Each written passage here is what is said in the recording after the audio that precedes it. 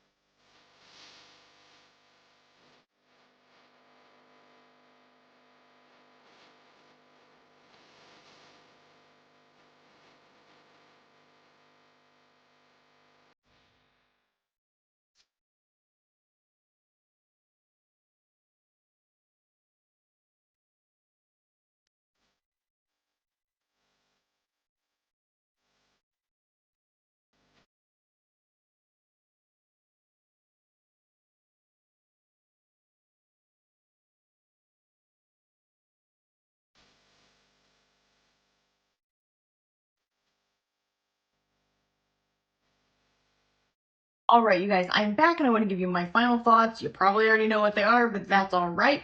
We are talking about the It's Belle Cosmetics Cosmic Era 2 collection. And I do have a meta palette that I'm going to pull up and show you guys. So all of the ones in this row right here are from Cosmic Era number 2, and the ones right here are from Cosmic Era number 1. Now, I don't have all of number 1. I wish I did, but I've been on a no-buy for a little bit. That's why I was so excited and surprised to see these come in the mail. So yes, these were sent to me, but I will always give you my honest opinion.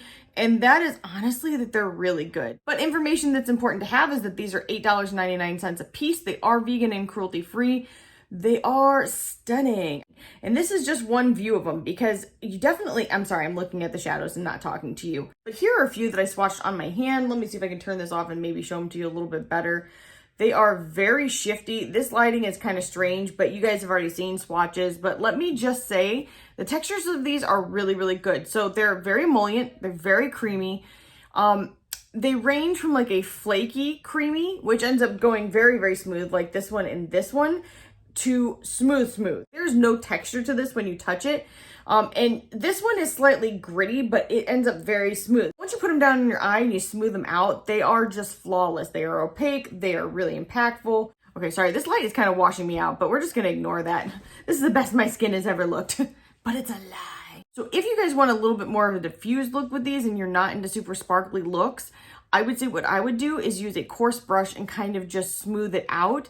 And you'll notice that it will be a lot less metallic looking, but I really like that look. I think it's lovely, but that's just my opinion and everybody's tastes are different. So if you feel differently, that's totally okay.